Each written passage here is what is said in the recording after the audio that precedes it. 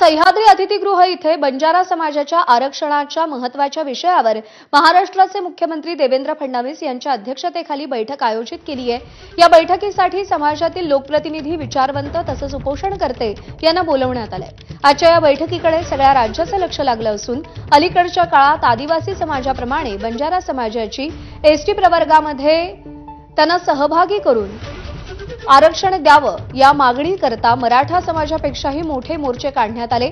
आजची बैठक त्या अनुषंगानं फार महत्त्वाची आहे। आज जर योग्य असा तोडगा निघाला नाही तर येणाऱ्या काळात यापेक्षा जास्त तीव्र आंदोलन महाराष्ट्रभर छेडण्यात येणार असा इशारा माजी खासदार हरिभाऊ राठोड यांनी दिलाय।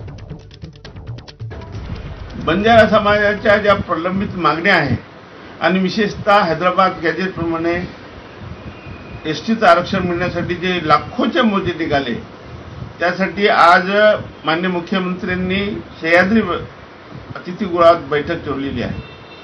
आम्हाला आशा आहे की हे लाखोचे मोर्चे आणि गेले कित्येक वर्षाची मागणी जर सकारात्मक काही निघालं तर ठीक आहे, नाहीतर आम्ही हे आंदोलन आहे पूर्ण तेज करू आणि पूर्ण देशामध्ये दिल्लीपर्यंत हे आंदोलन आम्ही घेऊन